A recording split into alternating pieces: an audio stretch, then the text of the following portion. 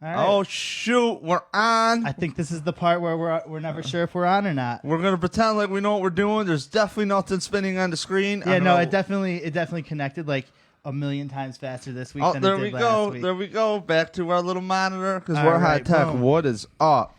It's your boys, Adam and Dave. It's our favorite dunces here from the Numb Bills Fan podcast. That's right. What do we do? Hold on. Let's talk about What? that real quick. Yeah, we do a podcast. We just did one about this Seahawks game, and we're going to talk all about that. Episode number 92. That's what it's about, and that's where you can find it. NumbBillsFan.com. It's the easiest way, and if you want to subscribe, we're on iTunes, we're on Podbean, we're on Google Play, we're on Stitcher, we're Everywhere you could think. at your family's Thanksgiving dinner, like whatever you need. I would love to take the credit myself for being appearances like, now. we're everywhere, but it's all this guy. It's all this guy with his R&D. R&D. Porn and D, yeah. Yeah, his research and whatever he's researching, I don't want to know. Researching something popped up on the computer when we fired it up. Was wrestling. We're a well-oiled machine over here, and I don't mean we're like greased up, sliding around, like not like that, but you know we feed off each other. Yeah, who's that girl? Oh, sorry. If you don't know, we're brought to you by BillsForLife.com, and they're pretty sweet. They have awesome things going on. They're integrated with the Red Pinto Tailgate. They run Bills Mafia on Facebook, the biggest Buffalo Bills community online, 52,000 members plus. We were just asking recently, can we get them to 50,000 like less than a month ago, and all of a sudden they keep eclipsing, and it's not like... Well, 'tis the season, but I mean... They're busy year round. There's great Bills talk in there every day. I don't really go on there personally. You're never on Facebook. But you should. I don't like Facebook because I always wish I had my 10 minutes back. I love Facebook Live. I love keeping in touch with people, checking on some biddies that, oh, wow, you don't look bad after 10 years, I guess. I don't know. Just kidding. I don't lurk. Yeah, just kidding. You do look bad after 10 years. Well, I mean, Deacon's here. He's got his nice Canada Cup. Somebody's trying. It's your Canada Cup. I'm at your house. I don't know. I just said, hey, man, can I have some water? That's it. Look, BillsForLife.com. Go get involved on the interwebs. There's also other great sites you should check out, like our boy, Eric Turner, CoverOne.net. If my dumb ass can break shit down with the Bills, I'm like, wow, did that happen, Eric? And I sent him a little note. Hit him up on Twitter. Yeah. He's awesome. At Cover One Bills on Twitter. You know what? I actually made him a little splash screen, and I don't have it loaded up in the little broadcast software here. Sorry, Eric. Next week. Yeah, he's just a bad friend. But no, not he means me. Eric, you're a great friend. That's why I made you a splash screen. Oh, shoot. Hey, Oh, that's bro. us. That's us on your cell phone. So, yeah, also, lastly, NumbBillsFan.com has everything we do. We have one article a week brought up by our boy Scott Campbell, 13. Follow him. I sit next to him at all the Bills game, next to him and his father. Really good people. He's actually a college athlete, former college athlete, won the Russ Brandon Award at St. John Fisher, which is excellence in two sports. So soccer. It's a big plaque that says lockstep. Soccer and lacrosse. And I don't really feel too firm on soccer, but lacrosse kind of makes up for it by a lot because they're getting batted with sticks. And he's known to play some hockey. We play some hockey together. Good-ass dude. I love Scott. He's funny. And he's a Buffalonian from Orchard Park. He now is a transplant in Rochester, ironically. About 5-6 years younger than me, maybe more, but he's awesome. He's got great insight. Every week he does a game preview article, and he also did a preview of the season, game by game by game. He gave a score for every game minus the Browns game, saying, well, it's the Browns. He's got bigger nuts than we do. Yeah, he's huge. So don't forget, check it out, NumbBillsFan.com. Lastly, PunchDrunkSports.com. Sam Tripoli, Ari Shafir, Jason Tebow, they do an awesome podcast called Punch Drunk Sports. And what they're doing is they're firing up a sports podcast network. And we are the official, sole, exclusive podcast, very honored to say it too, for Punch Drunk Sports about on the Bills. We can't Official. We can't say that about ourselves every day, but yeah, at hey, least for one. Punch Drunk Sports, there's somebody willing to support us. So, really, honestly, great podcast. Check them out. They drop one a week, and they just covered the last UFC. So, get in there, dive in, and it's great sports talk. They are comedians, but I look at it like just unfiltered sports talk. If you like us, you will guarantee like them. So please check them out, punchdrunksports.com. And don't forget about us. We just dropped it, number 92 podcast. And really, we got some people in here. We got Greg Morsch. Love Greg Morsch. He's awesome. He's always calling in the John Murphy Show, WGR 550, every show there is. Probably DeTulio too, or whoever the hell has a show now. Yeah, and he's coming in with the hot take right off the bat. What's he got? Bills should have asked for a new play clock. And Greg and I actually talked about this a little bit last night, and he had me check. You and Greg? Yeah, he shot me a message last night. We talked. Greg, are you cheating on me, man? We talked Bills a little bit. I do have an inbox from him, and I haven't checked it. Sorry, Greg. He sent me over to WGR's website, WGR550.com, said, hey, check out 28 minutes into hour 2 of Shope and the Bulldog. And he called into their show with this same take, like, hey, a good football team would have said, hey, that play clock didn't get reset. And I don't disagree with that. I don't disagree with that. And the only excuse I can really make, I'm gonna flat out admit that I'm making excuses right now. Well, I was going to There was so much commotion surrounding that whole thing. Like, Rex was, like, mad on the sideline about the whole Dan Carpenter getting hit, getting yanked out for a play, having to spike the ball. There was just... It was utter chaos. I can't think of another time in football where it was just so clusterfucky, for lack of a better term. Breaking out the French today. I'll be honest. Canada. I kind of wanted to hit this a little bit later, but if we're on it, the way I look at this, like Long Johns, baby. The way I look at this situation at the end of half is, I mean, I'm trying to hold back, but it just shouldn't happen, because in every other world where I don't do my job well, I'm a drywall finisher. I also sand drywall. And a lot of times when you sand drywall, you are stuck cleaning up other people's shit.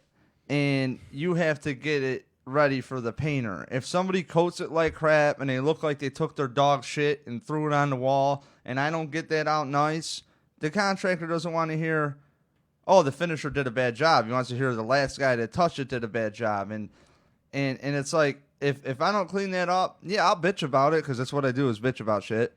Clearly, we have a podcast bitching about the Bills. And now the rest, which I'll get into. But it's NumbBillsFan.com. If I don't get into it, like if I don't do my job, I lose my job. If I don't finish drywall correctly, I lose my job. And with these refs, I've been saying it. We said it. I've been saying it since the podcast started, and I've said it for years prior. There's too many jobs on the line in the biggest, most profitable league in the world. I don't know what the Premier League brings for numbers. I don't. But even if it's the number 2 league in the world, you have so many hopefuls that work their whole life to make the NFL. And you might have a coaching staff and a GM who, not only the player is in a bad position already, but now you look back, and we look back at this record, and we go, okay, the Bills went 8-8 last season. Well, there was a Giants game last year, and there was also a Jaguars game where there's clear penalties that were not penalties on the Bills, and I know it happens to every team, but we're remembering the Bills right now, and it's like, it's just unacceptable. Where else in life do you get older and you can see better driving on the road at 70, and you think you can run up and down a field while Anderson, fat and grayed hair, and you're telling me your eyes got better? No, you got to do your job. Like, I'm so hurt by all of these words. I got gray under the hat. I got fat. I don't see any gray. You look great. Man. Don't beat yourself up. Madball, New York City, boy. But what I'm saying here is, hardcore. Where is the accountability? Because when that whistle, I was watching the game and I'm like, okay, that's definitely an unnecessary roughness. Like that was an unnecessary roughness. Hey, I'm of the group where I believe Gene Statutore's crew actually gets together and talks about calls, and you get very good calls on Sunday Night Football or crews on Sunday Night Football. I've noticed too. So like maybe I'm totally wrong on that, but pretend I didn't say anything about that. But it's like it's okay to talk about it and maybe call me nuts. Look at the jumbotron or go under the hood yourself to get the call right. It's under 2 minutes, and all we're looking for is be correct. Greg, you're right. It should be on the coaches. At the same time, you're telling me that I'm the only one that saw that at the game. I'm sitting there and I'm like, wait a second. The whistle blew and there's 5-6 seconds left. No, they got to reset this clock. You know what? They're going to let it go. And obviously we all know that the clock's going to reset. But no. Walt Anderson has the back of his whole crew, and there's so much ego involved, and we have cameras, and you're telling me we can't just, like, get it right? It's not on the coaches, and it should never be on the coaches to have a challenge flag to correct the mistakes of an official. The coach should be diving in and stuck in his strategy, his game plan. How are the players doing? What's going on? Keep this boat going. Okay, he's got so many things. Being a ref shouldn't be one of them. It makes me wonder what the dynamic amongst the group of referees is actually like on the field. Because to me, it's absurd that if they weren't intentionally like trying to just like get this situation like screwed and swept under the rug, like that ref that was spotting the ball, that signaled for the clock reset, that didn't move off the ball until the play clock was shot.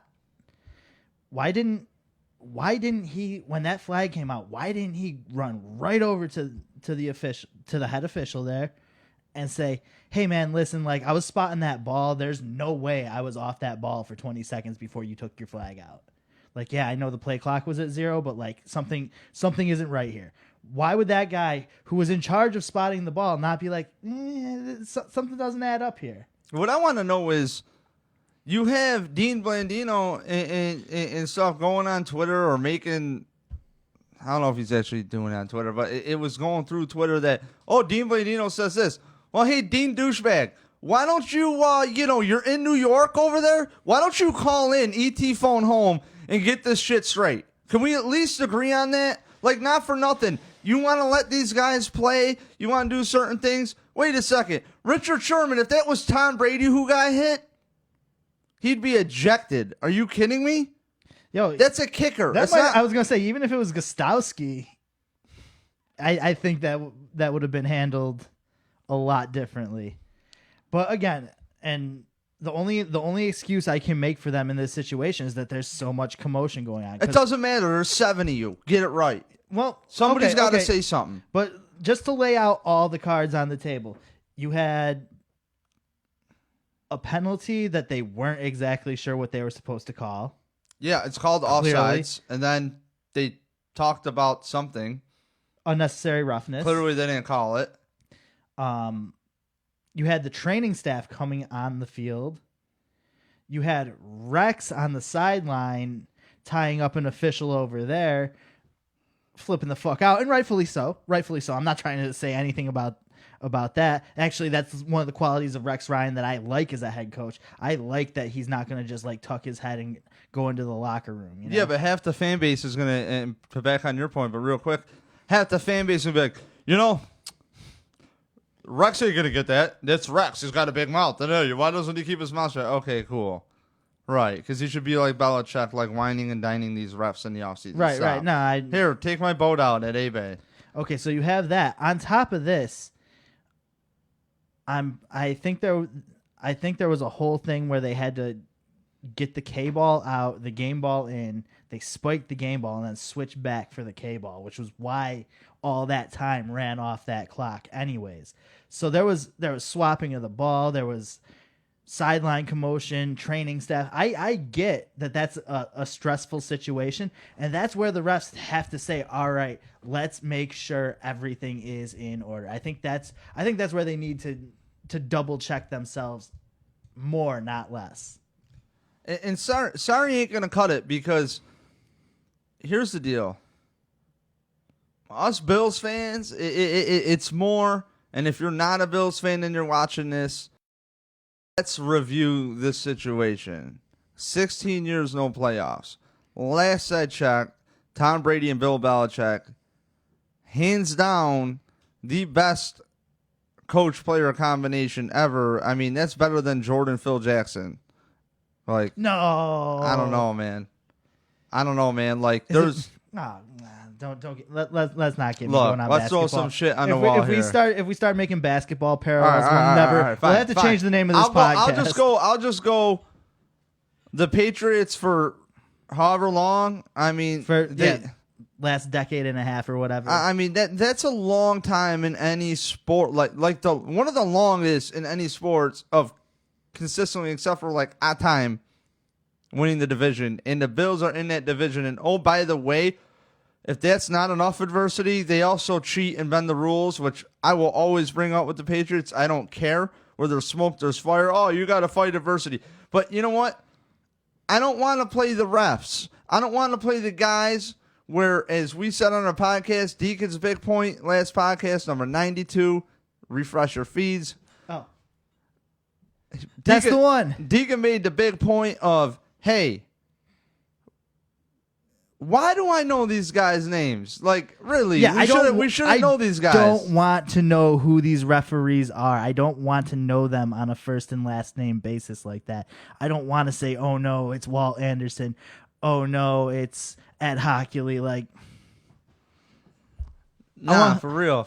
I want it to just be like generic old man out there. I mean, Dave, you keep bringing up that point that maybe these refs should be a little bit younger. I brought up a good. It would be an excellent job for some of these players that are ready to retire but still want to do something. Yeah, but what you got to do, I guess though, the pay is all right. It's a brotherhood here, okay? And if you don't put in he hates this. If you don't put in your 30 years of bullshit, by the time your eyesight sucks, you finally get to ref in the NFL. That's what we've all come to realize. And your ego is so big because you've done it for so long. Screw that. Make an incentive for people to be in shape, to work out, to watch tape full time. They got to get these calls right. This is $1 billion business. How many players are on a roster? How many coaches are on a roster? How many coaches are in the front office? You have scouting staffs. You didn't have scouting staffs like this back in the day. You just didn't. It was like, dude smoking cigars, like, oh, fuck it, I guess we'll get Jimmy. Yeah, no, he's got a hot wife. What about seeing her around? The quarterback's over on the sideline, like, they got a fumble. Like, I guess smoking a cigarette on the bench, I guess we're going back out there already. The league has changed. Yeah, I mean, this isn't go hit someone with a ton of bricks in the head anymore either. I mean, yeah, that's fun to watch, but clearly it ain't healthy. And it's like things are evolving, and this is $1 billion business. There's too many jobs on the line. These guys put so much work in the offseason. So some guys whose egos are too big to correct their own mistakes can just royally just screw it up. And, well, we're sorry. Wait, but these dudes are still going to be, and women, are still going to be reffing a game next week. Oh, well, playoff implications. It'll come in. Really? They shouldn't have jobs. They should not have jobs. If you fuck up a game, you shouldn't have jobs. Last I checked, that's how it works for all of us in this free market economy, right? So, I've gotten fired mad times. We'll drive in neighborhoods across Monroe County, which is a good-sized county, and I'll be like, "How many jobs have you had on this main route?" I lived above this place. It's terrible. If you go down Jefferson Road in Henrietta, he's had 7 jobs. I'm not even kidding. I am not even kidding, and I'm proud of him because he's got so many different ways for training techniques and so many different ways to talk to me. It's great, but it's like that's what happens. What do you do with these guys? I don't know. Shout out to my man Kyle Finken. What up, man? We had a nice little chat during the Bills game the other day. He's coming in saying sorry. He's late. Sorry, we were late. We wouldn't have told if you didn't. But no, he was on Messenger with me throughout that whole game. We were going off, and he came right in with it. Fuck Sherman and fuck the refs. All right. You want to rail on Sherman, or do you want me to rail on Sherman? I mean, I'm not mad at Sherman as much as I'm mad at the refs for not dealing with it. I don't understand how a guy gets to do this the whole time, and I have this theory. I've been punched in the face a lot. I got a big fucking mouth. I've gotten my ass kicked a handful of times. Yo, it happens. It hasn't been lately. I've been lucky, and I wish someone would try, because it'll be fun. And I'll just tell you when to stop beating my ass. But it's like, Richard Sherman clearly hasn't been punched in the face enough. And after all that, like you were saying, Stephon Gilmore is trading jerseys, and there's pictures with it. Yeah. Do that shit in the parking lot. Do that shit somewhere else. I got a better idea. It. Do that shit next season when you're not on my goddamn team anymore. Bye. Yep, and you know what? Rex backed him, saying that that Richard Sherman he backed Gilmore, saying that Gilmore played fine. Look, if you give Rex the benefit of the doubt, either way, Richard Sherman, John, the whole game up in people's face. Going to the sideline talking shit after you just hit the kicker, which, as everybody knows, is not the toughest dude on the team. Okay. That said, Dan what? Carpenter would whoop my ass, but I'm just saying in general, it's like, why does he get to just run his mouth the whole time and he doesn't get a flag? Robert Woods drops a ball in front of dude's face after he tried to pull the Alex Rodriguez and knock the ball out after the play's over. Like, stop. No. Carpenter's wife was on Twitter talking about cutting homeboy's balls off about the whole thing, making some reference to life on the farm. Yo, any woman who's willing to tip some cows and kick some shit, you better stay clear, because she's kicking your ass too, along with Dan Carpenter. And you know Dan's gonna have some flannel on, or some Oshkosh with a pitchfork ready to stab your ass. You want to cross his wife. And I'm a Dan supporter. DC, Money DC. That's what I call him in the stadium. Money DC. What? I've lived in the hood, and I've lived in rural areas, and you don't want to mess with the farm boys. Nah. As a dude who's lived in both, you will see me act silly in the hood before you ever see me get loud with some farm boys. I remember my senior year of high school, I went to this thing called Wamoko, because I didn't really want the Regis diploma. I didn't care. I was like, all right, I'm not working my ass off. I just figured out how to sleep in class, honed it in my junior year, forgot to apply to colleges, didn't do senior photos. And I remember going to this thing called Wamoko, and we would get kids from outside schools. And say Spencerport, if you're in Rochester, on the west side, I went to Gates, and it was multicultural all the way through the board. And you get other kids from Hilton and Kendall and Brockport, and they're dropping racial slurs left and right. And I'm like, yo, you say that in our school, you're getting drilled in the face. And but a lot of these kids were all they did was work on the farm, and they had that idiot strength. You know what I mean? Just usually there's another word you use there, but we're not allowed to say it anymore, at least for now. And it's they're just naturally they're just hardened. They're tough. And ain't the white kid in school that's listening to hip hop where you go to his parents' house and he got a nice tablecloth set up. It's no, I mean, I will put them up there with the hardest of the hard, for real. Oh, yeah. I will put them up there with deep in the city. And Dan Carpenter's wife, I don't want her hammering on you. Dan Carpenter, if he has any attachment to a farm, you better watch out. That ain't your average kicker. I don't know if Dan Carpenter was pulling a LeBron and laying there so he would get the flag, but, I mean, there should have been a flag, and if his wife is going off and saying shit... Let me hit you in the shin with a football helmet, and you see if it's worth, writhing in pain for a minute. It would be a fun video. Richard Sherman did post on Twitter in his defense his hand on the ball. Oh, because he fell that way. I mean, because the ball was still on the ground. His hands weren't up. He wasn't coming in. He wasn't coming in like this, trying to block the kick. He put his damn head and his damn shoulder down. Yeah, but his hand was on the ball. So kind of if you want to look at it that way, In his defense, he did touch the ball. At the same time, wait a sec, guys. The whistle already blew. If anything, couldn't that be technically, like, would that be a double penalty because it was a 5-yard offsides? And I know they really don't do that, but, like, somebody in here would know. Like, could that have possibly been if they got the call right offsides? It wouldn't and stack. Then it wouldn't stack. You would accept the greater of the two penalties.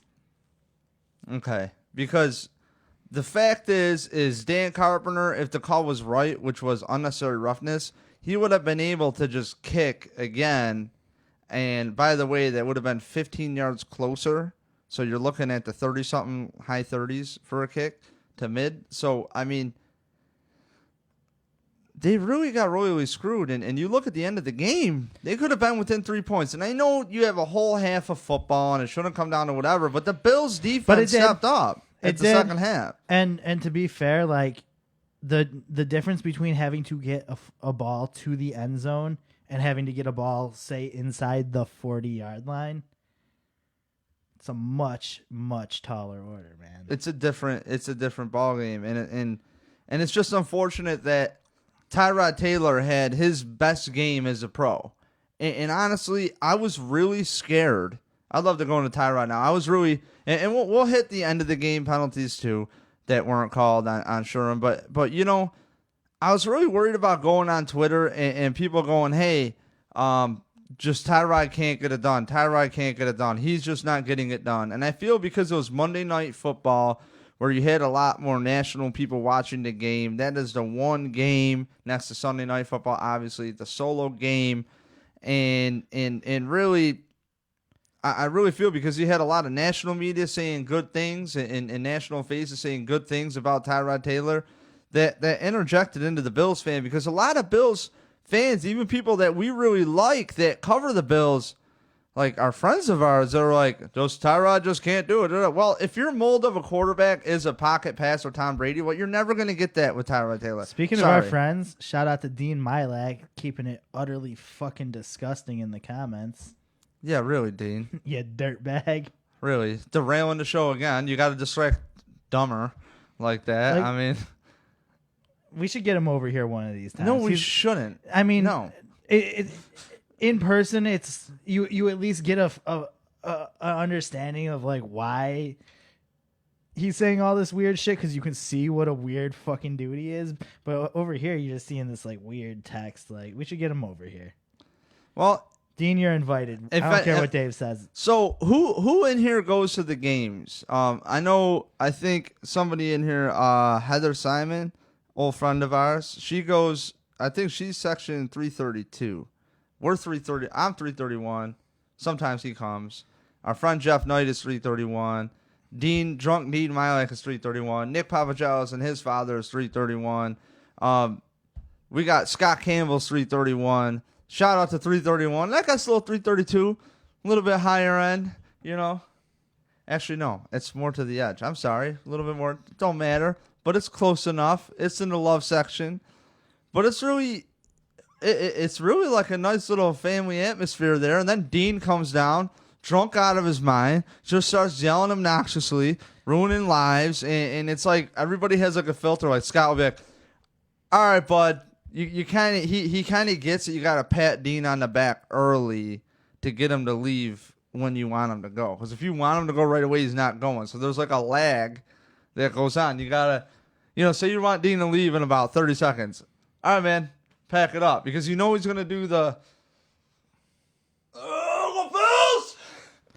And then just keep drinking, and he shows up. Wait. So you mean to tell me I could have just patted this dude on the back like 15 years ago and like wash my hands of this whole situation? We've been trying to wash our hands of your situation our whole life. You're over here like get him to go away, and I'm like, boys like herpes. You only get rid of him for a little bit. Always pops back up. I'm just kidding. We love you, Dean.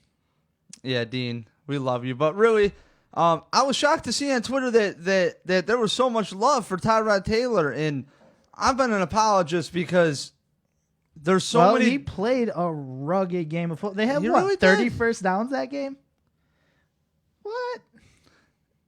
And you look at what the quarterback is asked to do, and honestly, Robert Woods, 10 receptions, 162 yards. Marquise Goodwin, tiptoeing his Michael Jackson feet in the toes in the end zone. His Instagram is awesome, by the way. For not on Marquise Goodwin's Instagram, you're out of your mind.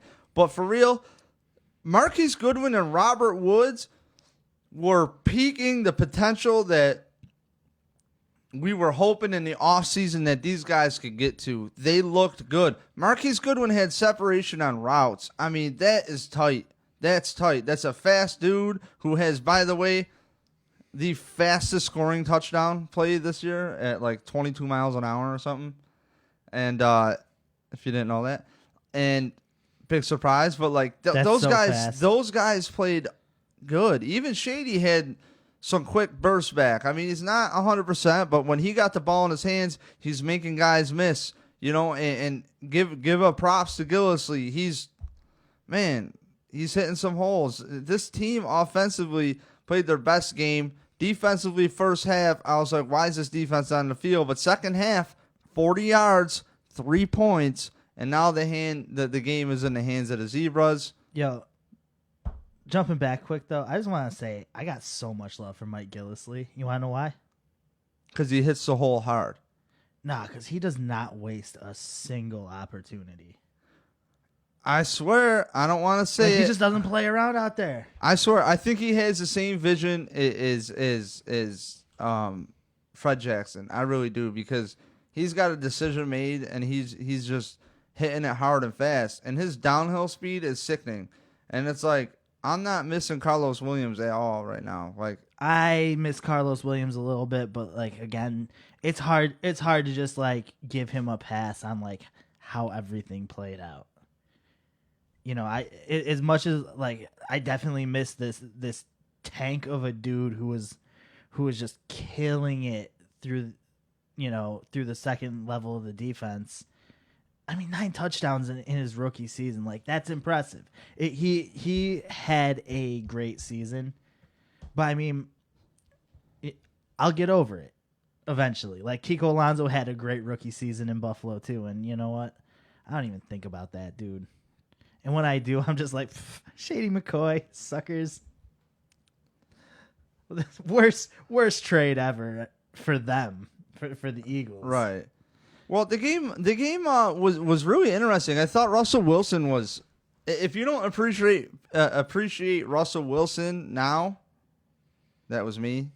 Because I always thought, you know what, he does some nice things, but what's going on with Russell Wilson is what you hope, and you can win in the NFL when you have, I believe, balance. You need a quarterback who's not going to screw it up. I mean, see Alex Smith. Sorry. I know, it's Alex Smith. But that guy was left for dead in San Francisco for a while. And honestly, you really have to have a guy who's not going to screw it up. And that's what Russell Wilson's done. And it's like anything. The more you play, the more you see defenses, the more you can read defenses. And with technology now, with these simulators, hopefully they can read defenses better. I don't know. But Tyrod Taylor, Scott Campbell wrote a great article for us on numbbillsfan.com a few weeks back, pretty much comparing Tyrod Taylor's numbers to Russell Wilson's Super Bowl year a few weeks back. And the Bills have a wonderful run game. The Bills, I don't know what to think about their defense right now. I'll be honest. I don't know. But unfortunately for the Bills, Russell Wilson came back, actually scrambled a little more. Every week it's getting better. I really hope they light up the Pats just to make the Pats feel like crap. But Russell Wilson, what an amazing athlete. Like, really, what an amazing quarterback. Off his back foot, first touchdown to Jimmy Graham, just lofts it up. And no disrespect to Blanton, but Blanton was never going to get that ball on Jimmy Graham. I mean, you got the ball on Jimmy Graham's farthest shoulder, just about out of bounds. Yeah. And Robert Blanton's behind him. And it's like, you don't get it's like a post in basketball to Shaquille O'Neal. You're not getting that. You're just not getting that rock. And it's like, it happened again later. I don't know if he threw off his back foot again for that, but I mean, he's heaving bombs. And this dude's catching these balls one-handed with DBs hanging on his other arm. Like I think I said on the podcast, I was like, I was like, Nickel Roby Coleman's out there looking like Tarzan, swinging on dude's wrist. But that's that mismatch that got us against the Patriots too. I was over here like, what the fuck is he doing covering Gronk? Same thing with Jimmy Graham this last game. I was just like, he's not big enough to cover that guy. The NFL is mismatches, and what are the odds of getting? I know, but I mean, it sucks because I love Roby Coleman. Like, he's a great player, but like, he gets dwarfed by some of these tight ends, man, and not just tight ends, some of these receivers in general. Yeah, but at the same time, I think it has to do with the call on the field. You know what I mean? It's like, okay, if you're in his own defense and his spot is to zone off that dude and dude's there, like, that's what he has to do. Right. You know what I mean? Like, right, exactly. If that's the guy in front of him, you got to play him. And you got to keep in mind, these guys don't want to really, you can't, I could play my dumbass beer league hockey. I want to play against the Sabres. Like, if somebody's like, hey, man, we need you to fill in. Can you be like an eighth line, like, water boy? I'd be like, yeah, sign me up. Like, I want to believe I could play. And you can't tell these guys, yo, you can't do that. And I do believe in Nickel Roby's heart. So I don't want to say, like, he should or shouldn't. Size-wise, it's a mismatch. And that's what makes quarterbacks great, is they find a mismatch.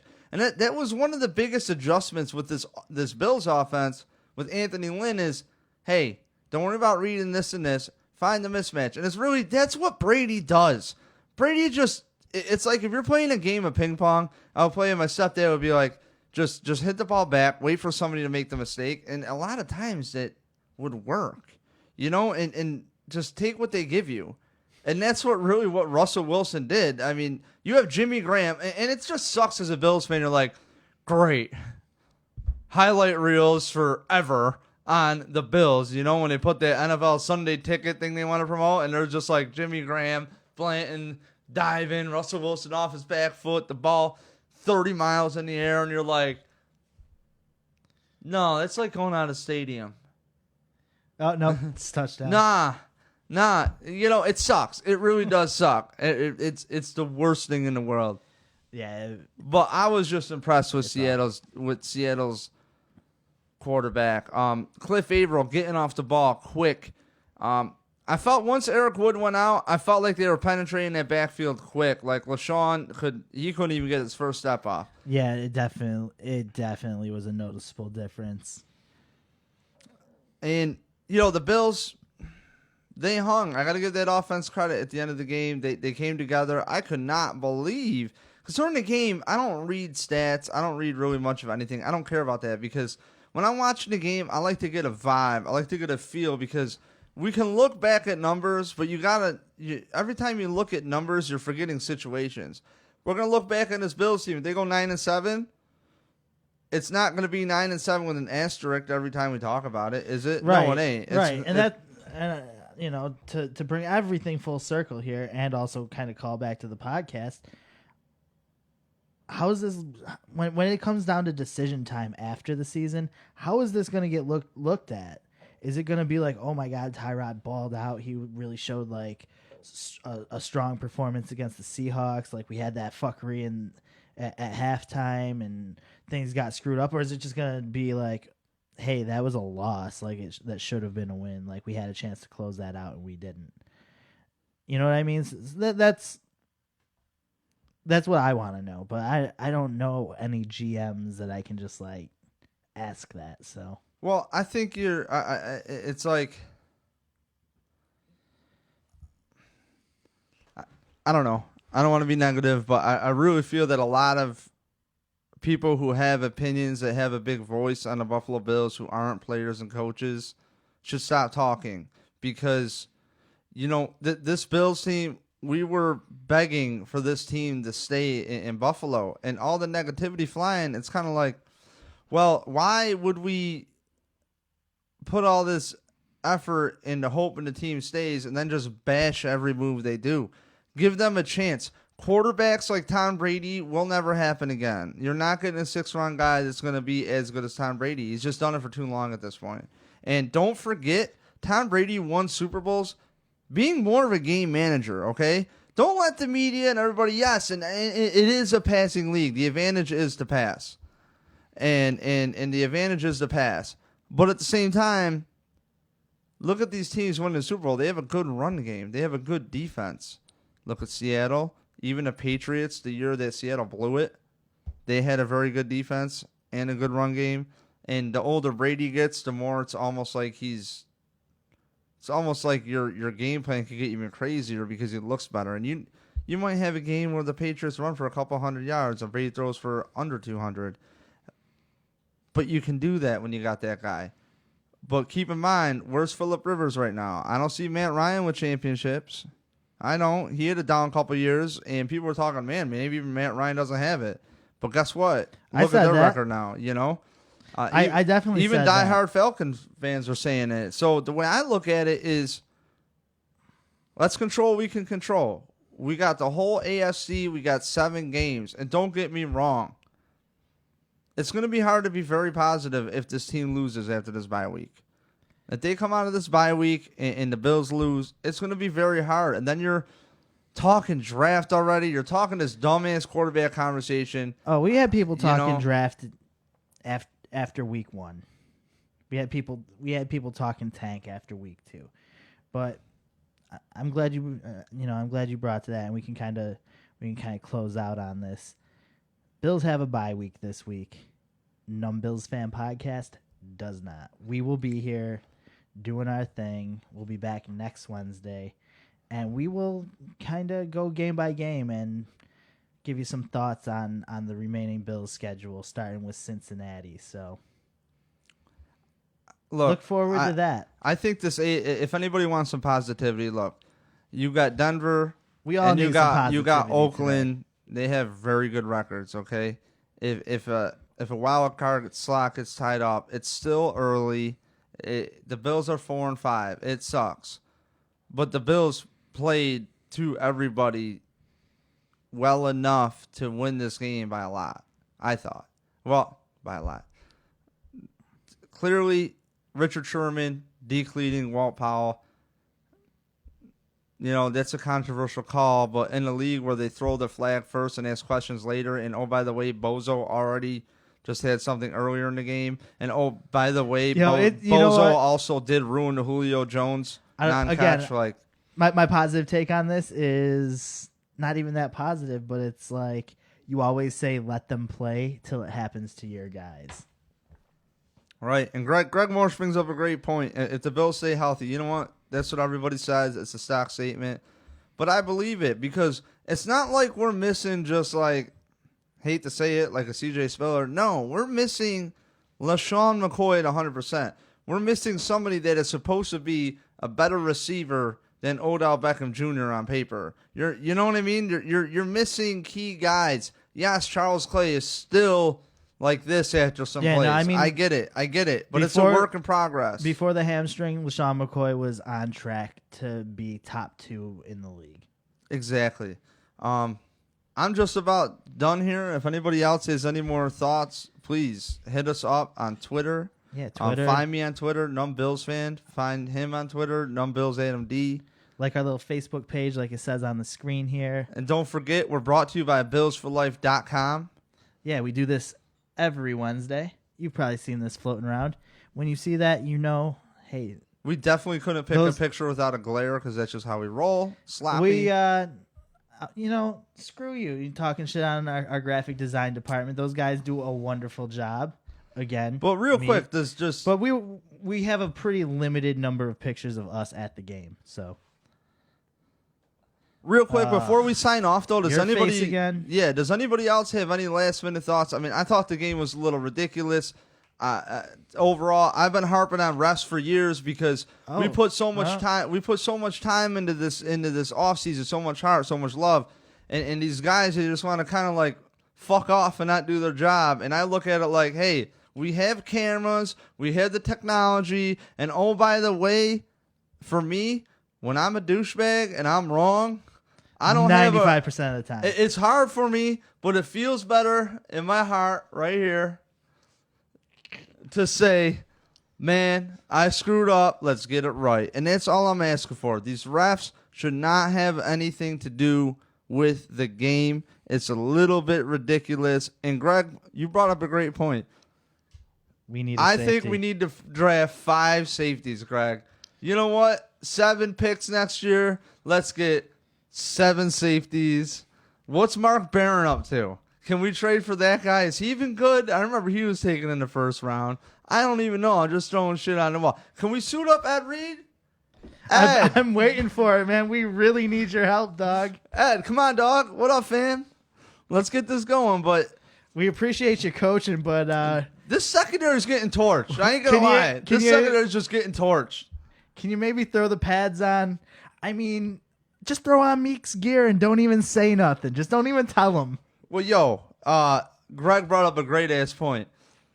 DBs need to press. Greg, I know you heard this, but to people who haven't, if you guys have not listened to it yet, go listen to the John Murphy show from Tuesday, and you'll hear Donald Jones talking about who co-hosts the John Murphy show. Donald Jones, a former Bills wide receiver, 26 or retired, I think of like 25, 26, retired young, but he played with the Bills, and he knows what the deal is. He used to play, obviously, against Stephon Gilmore, and he's like, yo, Stevie and I would get press from him. He wants to get his hands on you. And this year, you got Donald Jones saying, like, he has not played good at all. And I'm sure maybe he doesn't want me advertising it like that. Sorry, Donald, but, like, that's what you said. It's recorded. I thought it was a great take. And Greg, the physicality of Stephon Gilmore, that's been like the thing. Like, yo, he's big. Can you put your paws on this dude? Like, Stephon Gilmore's a big guy in his contract year, and he's playing like Mario Williams at the same time. I don't know if it's the coaching. Are they being coached to play off? And you could say, well, are they in like a cover 2? Are they in a cover 3 where they're going to be off? You know, but I don't. It's so mind-boggling because going into the season, you thought, yo, that secondary is going to be tight. It's going to be lit. Let's go. Let's get there. And meanwhile, you got Lorenzo Alexander, 33 years old, used to be 300 pounds, has played guard, has played defensive tackle. Right. We were worried about our linebackers. 10 sacks. We were worried a lot about our linebacker core going into this. And now we're like, hey, we're the baddest group of dudes in the league. Like, come to Buffalo. Let us sack you. What up? I'm out of here, man. It's 8:00. I gotta go play some freaking beer league. So, hockey time, night number 2. Hopefully, I have legs to get to work tomorrow. Find us on Twitter at Numb Bills Fan, at Numb Bills @ND. Brought to you by BillsForLife.com. Biggest Facebook group ever. Thank you, Jamie Tilbury. Really love you. Thank you for everything. Check out Red Pinto Tailgate next home game coming up. I always stop down. I've been getting there late, because I have another tailgate I check out on the way in, and I walk all the way from like California Road pretty much. So yeah, and check it out. I mean, this last one you were just like driving back from Canada all night. So I had 2 hours of sleep. I haven't been to a game in like a month. So lastly, PunchDrunkSports.com, best sports podcast, in the world, except for us. Well, I don't know. They're probably better. We don't even count as sports. We're Bills. Yeah, we're just Bills. Yeah. Well, thanks for tuning in. And don't forget, numbbillsfan.com. Listen to our podcast. Subscribe everywhere. Word to your mother. Let's get the hell out of here. I'm out. All right, we'll see everyone next Wednesday. Numb Bills Fan Live. It's been real, y'all. Peace.